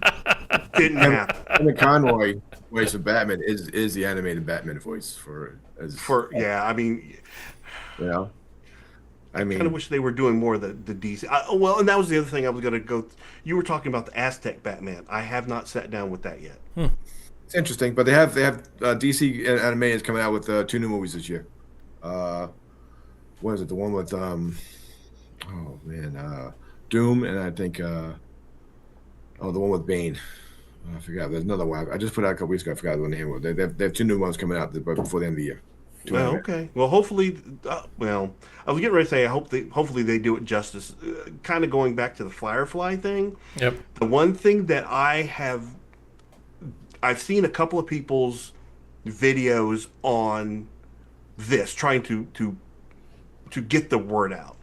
And the one thing that kind of frustrates me is this one lady got on and she goes, "I just want to talk to the cast. Don't this up." You know, I'm just like, sorry. Let's get it done. Yeah. They're not gonna mess it up. They're gonna Even let's say they do, it still continues Firefly.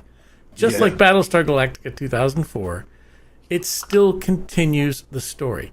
You don't have to like the story, whatever else, but it draws in more fans. It draws in more people.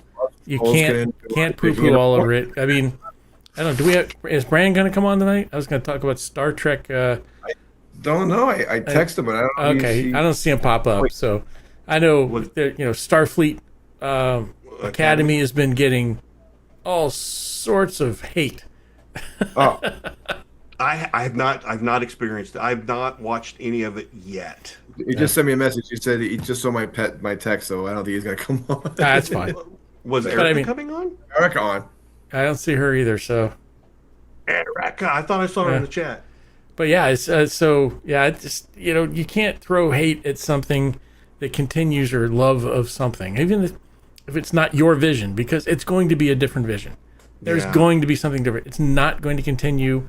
How many years ago was it? Oh my gosh. I can't. I don't even know how many years ago. It's a lot. When you so I think so. Okay, so my experience with Firefly was that I had never seen. I was aware of it. It was on that B tier, like Falling Skies. And my buddy said, "Hey, let's go with me to see this movie." So I'm going in completely dry. And I watched the opening, the entry scene where you've got the side of the ship, you get the logo of the Firefly where it says Serenity, right? And it pans around and you have the music playing and it goes into the cockpit and they're, the engines and it's coming down to the planet. And then the primary buffer panel goes flying off the front of the ship. And he's like, what was that? And that sequence from there until probably maybe 5 minutes in when he's talking to the doctor is like such the perfect introduction to every single one of those characters. I knew nothing about them, and by the time we got to the doctor going, well, hey, don't say that to me again or you're going to be off my boat. I'm like, I'm in. Let's do it. Firefly came out in 2002, didn't it? That's like 24 years. So yeah, it's going to be different. That's all there is to it. Yeah. Well, like I said, I think they've chosen the proper timeline between the end of Firefly and the Serenity. Before the movie began, that's where the storylines are going to fall. And that's where the book storylines fall. So I'm good with that. Me too. Hey, anything for fan that I like, they're gonna continue it. We should support it because we're fans. That's it. And then we can pick it apart. Right. Well, that's gonna happen. Yeah, it's good. Of course. So, not everybody's gonna be happy. Yeah, I'm gonna put my little troll hat on and Hey, this is what I'm gonna do. Just like they're doing with the Starfleet Academy, and she's sitting in the chair wrong, and she's got bare feet. It's like, yeah, that's a little weird, but I got it. It's just that weird thing. The bare feet thing is just a little weird. Yeah. Well, I choose. I'm not going to comment on it until I've seen it. Yeah. It's a decent story, but. two really good episodes, and they all have Paul Giamatti in it. Yeah. You know? The last one I watched was pretty good. It's got a good storyline for those pieces, but it is Beverly Hills 90210 Star Trek edition. Well, see, it just moved from the B level to the C level. I'm just saying that did that. So it's to draw in another group of Star Trek people. I mean, they don't want the old people anymore. They want some young kids involved. It feels so bad. We were the it crowd, and we are no longer the it crowd. That's right. Stranger World is coming out soon, guys. So we can hold on to that. That'll be the last one. But hey, do I see Erica? You do. Oh, hi, Erica. Are we ready? Hi, Erica. How are you? Good. Audio working? Yeah, there we go. It should be working. There we go. Can you hear me? It's on my end that would be messed up right now because I'm having a hell of a night. You know those Cylons are just. I'm a little off center there. Hang on, I'll fix you. Give me 1 second. Cylon viruses. Yeah, I've been off center all night. I know. I've been listening. How are you feeling? How's your bionics? Are they My silent implant. That's it. This is as Chris keeps telling everybody. It's healing. There you go. I have an appointment on the 25th next week. You're making me nauseous now, Pete. We just lost half our. I have viewers. control. We did. We totally lost half our viewers. I have control. Okay, that's enough of that. It was an earthquake, honest. Yeah. Well, in North Carolina, there could have been. We've had earthquakes here. Could have been. Or it could be another meteor hit, you know? Yeah, there you go.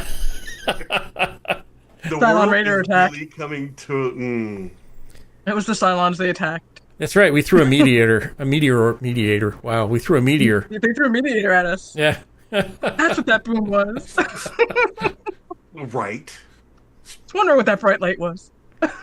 Speaking of meteorites, not to be sidebar, but if you haven't watched War Machine, great show. I was shocked. I have it on my list, but I haven't gotten onto that list. You will not lately. be disappointed.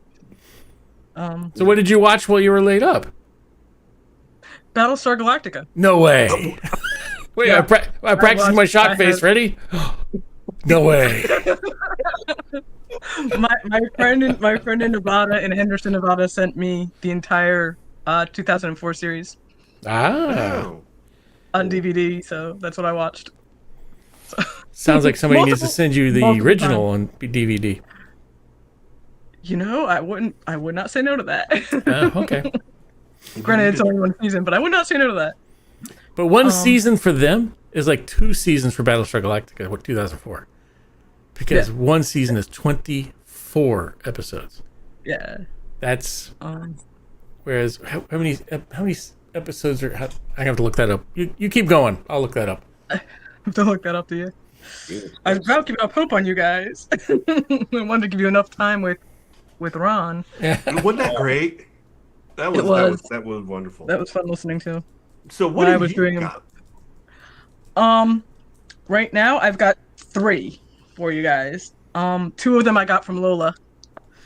Thank you, Lola. Thank you, Lola. I have. There's a lot right. Thank you, Lola. Lola says hi, Yes. by the way. Of course she does. I have Hall of Heroes, which is May 30th and 31st.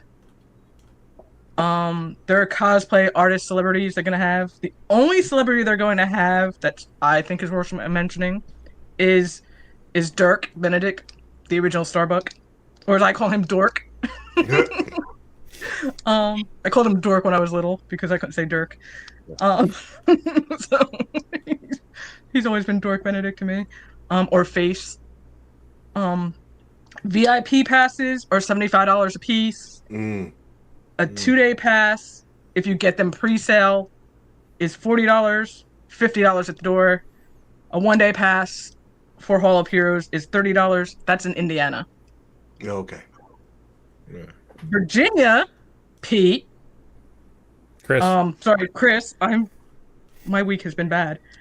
Has a Comic-Con in Roanoke, Big Yep. Lick. Yeah, I think I'm going to head to that one. It's going to have 2. The 8th and 9th. Lorette and Dirk will both be there. We'll see. I mean, Lorette's kind of called out of everything so far, so. Is she okay? So far, she's supposed to be there. I don't know. I think she's just busy. Okay. Tom Cook, who does the He-Man comics, is going to be there. Mm-hmm. Oh, I don't have any pricing on that, but that's the 8th and 9th of August. And there's one at the end of the month here in Greensboro in North Carolina on the 29th. That is Eastgate Comic-Con at the Marriott at PTI Airport, Piedmont Triad International Airport. That is $5 at the door, no pre-sales. Wow. Kids 12 and under get in for free. And that's collectibles and comic books. I like it. That's reasonable. $5. That's Kobo Fleet bring will your not be there. kid. Right. The Galactica will not be there because I do not have the money to get the table this time around. No. Yeah, that's. So the Galactica will not be there. The Kobo Fleet would not be there. We will be there hopefully in November for their November show. They have 2 shows a year? Yep. They do one in wow. March and one in it's usually the March one is usually the last Sunday in March, and the one in November is usually the first Sunday of November. So what was the last con you went to? Have you been back since your... I have not. The first con I'm actually trying to get to since the surgery is going to be Eastgate. Okay. And that's going as just a fan in uniform because I walk around and I've got like 20 people who are like, hey, it's Galactica. It's great. It's so much fun. Is that just like regular Comic-Con or is it like a comic? They've got they sell comic books. They sell collectible toys. Gene is going to be there. You had Gene Shanks is going to be there. He was on a couple of weeks ago. My buddy Gene, he's going to be there. I don't know if Daniel Kim from Alchemy Arms Oh, yeah, Daniel. is going to be there. Don't know if he's going to be there or not as Alchemy Arms. He's usually there because he's part of the 501st Garrison, Carolina Garrison. He'll probably be there if he's not there for Alchemy Arms in some sort of Star Wars uniform, Imperial uniform. So, I am still working on getting Tamo for IFB, Tamo Pennicott. I have not heard back from him, and he has seen my messages. He's just busy, apparently doing something. But I'm still working on it. Don't worry. So I know we've got Planet Comic Con here in Kansas City, and it's next weekend, I think. The biggest one we have in North Carolina is GalaxyCon Raleigh, and I think that's in June or July. I have to look it up. And I want to go to that, and that's a 3-day.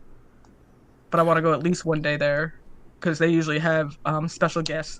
Surprisingly, William Shatner will not be there from what I've been told for GalaxyCon Raleigh this year. And he's there. He's been there every year for like the last 4 or 5 years. Well, he's getting up there. So he hasn't been confirmed as coming yet. I know he's been invited, but he has not been confirmed. Last I was told. He's busy. He's getting up there, and then he's been doing his commercials because he's the Shat. Yes. Yes. Yeah.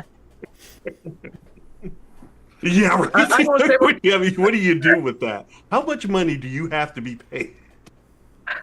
Anyway, I won't tell you that my dad calls him because my dad really doesn't. It's all about the ducats, baby. It's all about the ducats. Yeah. As many credits as he can get. And there's nothing wrong with that. I mean, he's a nice man. Say it again. Like, whatever. I'm like, that's William Shatner. Hello, how you doing? Like, he's like, hey guys, how you enjoying the con? That's good. I'm like, what are you doing? He said, William Shatner. They're like, whatever. Yeah, whatever. But I was like, I've heard different things. I've heard different things from different people who have spoken to William Shatner. Some say he's a nice guy. Others are like, oh, he's so cold and distant. I'm like, Depends. I don't care. I don't like Star Trek. It You depends know, he's on not the one of the day. Star Trek people I talk to. Oh, you've Michael seen- Dorn? If Michael Dorn were there, I would be. Yeah. Well, you've seen, I guess, recently, and this kind of irritates me, and I don't want to go off on a rant or talk bad about people, but Love my work. Sackhoff, Katie, has been has been watching for the first time Battlestar Galactica, the 2004 Her version. Right. Yes. That She's watching with her husband, that's with Robin. unfortunate because I don't. And then she's also came out on another thing and said she won't watch the original Battlestar Galactica because of Muffet. And Because she's of Muffet. because of Muffet. What does she have against Muffet? I don't know if she didn't like him. It was. But the funny thing was that I asked her in person. I says, are you a true Battlestar fan? And that person had told me yes, because she used to watch it with her father every day, or every time it came on. And now she's like, well, I'm not going to watch that. So that, to me, and, Katie, if you're listening, I doubt you are. Seriously. You never not sure. know. Yeah, you never know. It's rather disappointing to get two different sides of a story that I'm not sure why. And then if you starred in a show, I'm shocked that That you didn't watch the original. that you said you're a fan of that show, but you've never watched it. Don't think that's a possibility. I I've don't had know people like that. Yeah, I don't think you can be a fan of the show and never watch it. I guess you could. I mean, it just got, to me, it would not be very, you acted in certain scenes and everything else, and maybe you were a fan of those scenes, and that made you a fan of the show, possibly, but in being a fan, like Moffat. yeah, being a fan of both series, I'm a little disappointed. That's all I got to say. I can see not watching yourself in a series. I can kind of see. But can you say you're a fan at that point? If you don't watch the show, can you say you're a fan of that show? no. That's Nope. that's tough. I don't know why she's just starting to watch herself on the screen. They haven't been able to did the ask her. same stunt kind of deal with they rewatched it with Trisha and the cast there. They did a radio spot of that. So I don't know. I don't know if any of the cast has ever watched it now that it's over. I don't know if Jamie Bamber or Tom or I'll bet you money that give me a second. I'll bet you money that Richard Hatch watched the I'm show. sure he did. He definitely did. That's a fan. But if you and don't get me wrong, great acting, great they brought the characters to life. The only one I think who might have, and I would Almost. love to get him on the show more than anybody, is Almost. Yep. Edward. Yeah. I think he watched Because it. I think he probably would have watched the original. He's definitely old enough to have been around for it. Dude, if you get Almost on, I'm just going to talk Miami Vice the whole time. Right. I love you, Edward. I do. There's nothing wrong with that. There's nothing wrong with that. There's Miami Vice, and there's when he did Selena and Stand and Deliver. Yep. I remember I just rewatched Stand and Deliver not too long ago, just because he was in it. Well, the only thing I have to say about Katie Sackhoff, like, how can you hate Muffet when you own chickens? Yeah, she does own chickens. Does she own chickens, or is it that Trisha owns chickens? I know Trisha has a farm in Georgia. She said she had. There was a post she was talking about. She was doing something, and she had a chicken, and something happened to the chicken, and they had to take the chicken. The chicken. She was in the car with the chicken. Yeah, she had They were headed to Kentucky Fried. her chicken got attacked. I don't know. I know what post you're talking about because I did see it. Yeah, no, maybe she was. No, anyway, we're not. But yeah, Trish has a farm. If I remember right, Trish has a farm. Trisha has a farm. But I haven't. But that's okay. It's okay. It's okay. I haven't seen any. I haven't talked to any of them lately. I haven't seen anything on Instagram from any of them except for Tamo, who played Hilo. He comes on the show and y'all are gonna see fangirl because I love him. I love him. I love him. Rick Springfield is another one. He was the original Zach. Yep. Zach. So yeah, Noah Hathaway. Yeah, he was down in He was Texas. Rocky. Oh yeah. Yeah, he was boxy. I thought he was taller than he was. Everybody's like, no, he's only like No, 5'5", and I'm like, he's just a little bit taller than I am. Yeah, and I'm making up a book of trivia, by the way, and one of the trivia questions will be, who is the Proteus? What is the relationship to one of the Proteus prison guards to the people on the actors of the Battlestar Galactica? Anybody know? Okay. One of the Proteus prison guards? No. It's his dad. Noah Hathaway, yeah, his dad. His dad was one of the prison guards. Was he? Yeah. And now he gave us the answer, so if he ever uses You was it, just That's like, the are you only gonna one. give us the That's answer? only get one. There are close. I'm almost completed with it. There are almost. Was it 1,600 original Battlestar Galactica questions, based just on the shows. That was now a we're lot of talking work. original and reimagined, or are we just talking Just original. Just the original. Jeez. You knew the answer to that question before you.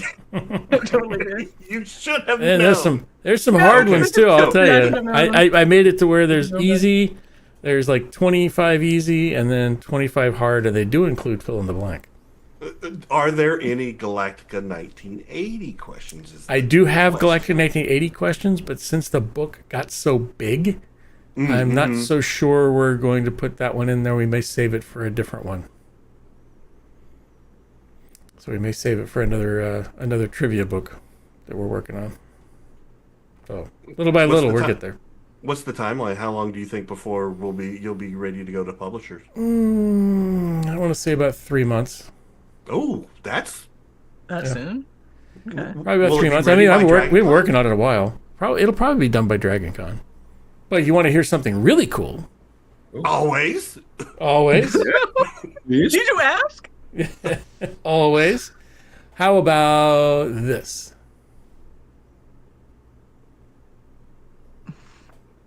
Pre-sale right now. This is the Okay. Interfleet Broadcasting Compendium. It is 331 pages long. It has every one of our broadcasts in it. It has a scan wow. code. It has a scan code to every broadcast.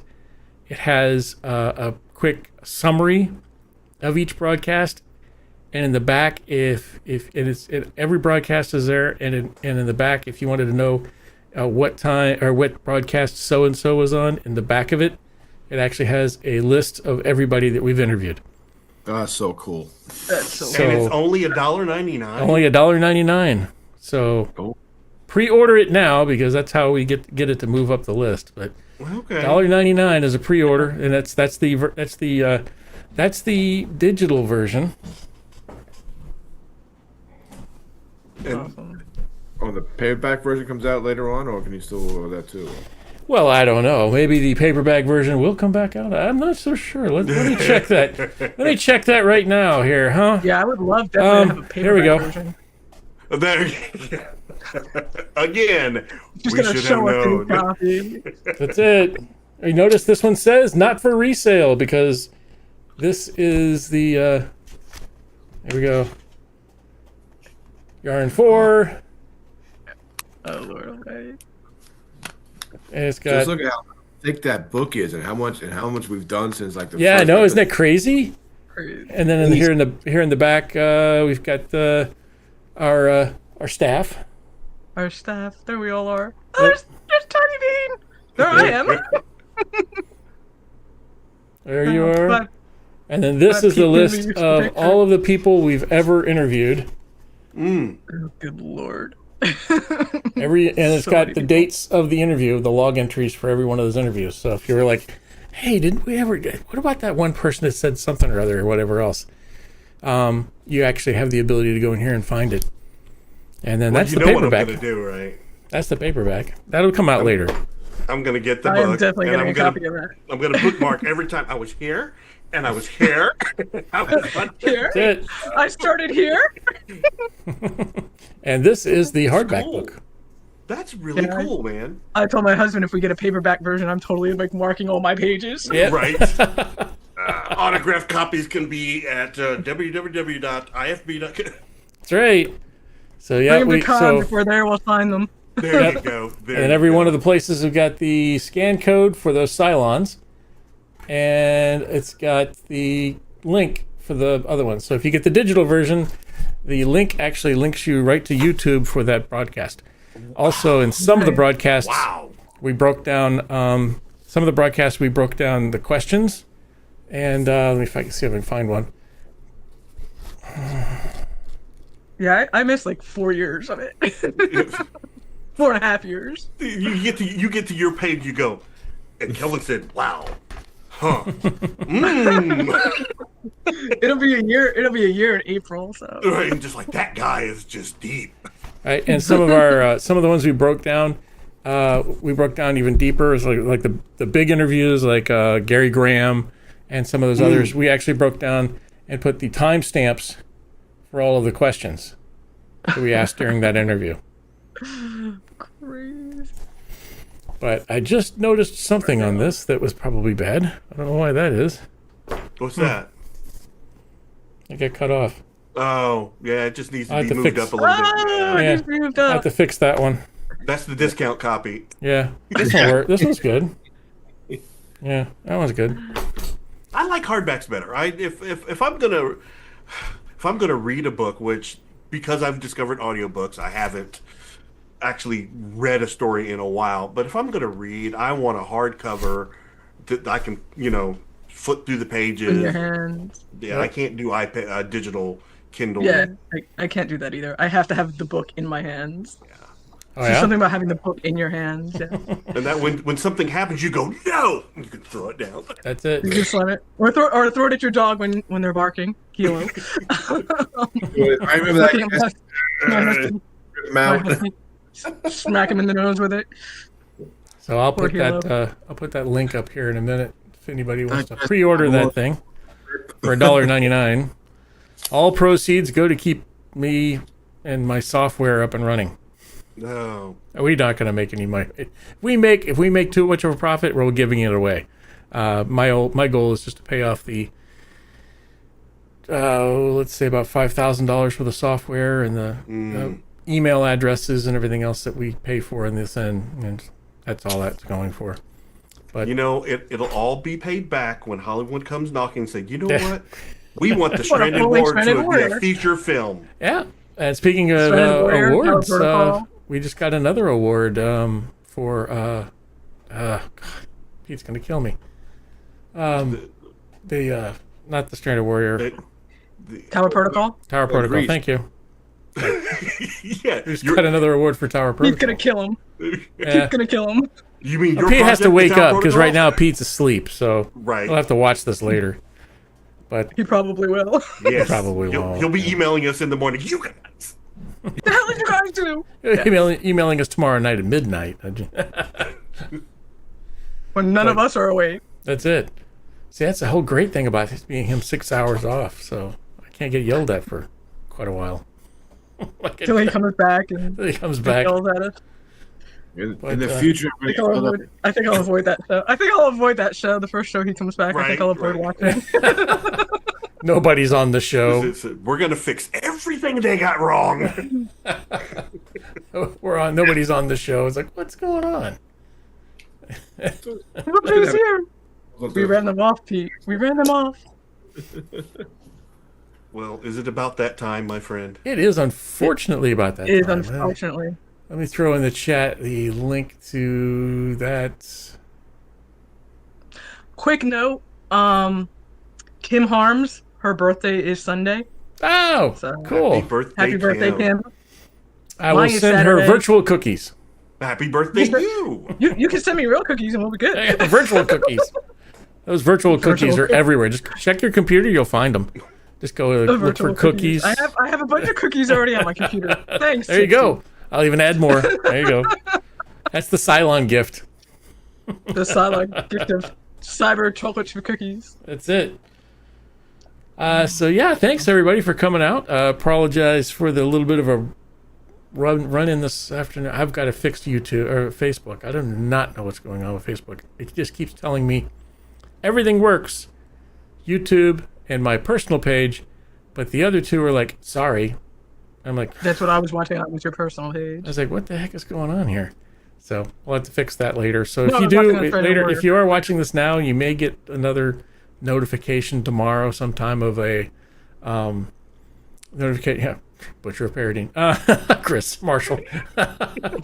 May get another notification or two, and I apologize in advance if it gets annoying that we'll be going live, because I'm just going to have to test it to find out what's going on. But it just seems like Restream is kicking my butt.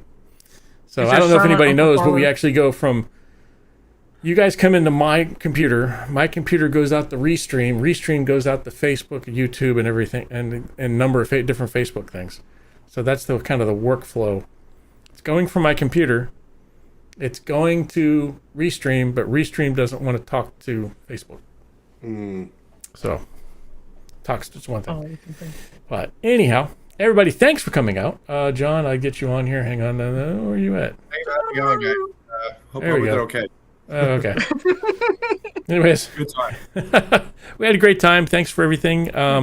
Once again, New York Pete over there. I mean, Calvin. New York. Calvin, you're now Pete. New York. Kelvin's New York Pete. Fill in tonight. You're New York Pete now. But thanks for everybody for coming out. We will see you next Thursday. Same bat channel, same bat place. Keep an eye out for that book. Just put the Restream. I put it in the chat for those people who want to buy the advanced copy, and that'll help us put it into the what do you call it? It's some algorithm. I don't know. I'm still learning the Kindle process of this. So I just found out there's a difference between print the PDF and save as PDF. I didn't think there was one, but there is. It's in the name, but I digress. I guess. Who would have thought? I thought it would have been the same thing, but nope, it doesn't work that way. You print it to PDF, and it's like, oh, it's just digital. Never mind. It looks like. Anyways, when it goes to printing. So, thanks a lot. We really appreciate you being here. We will be here next Thursday, and until then, here's to you.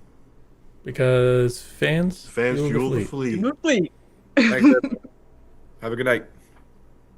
Good night, guys.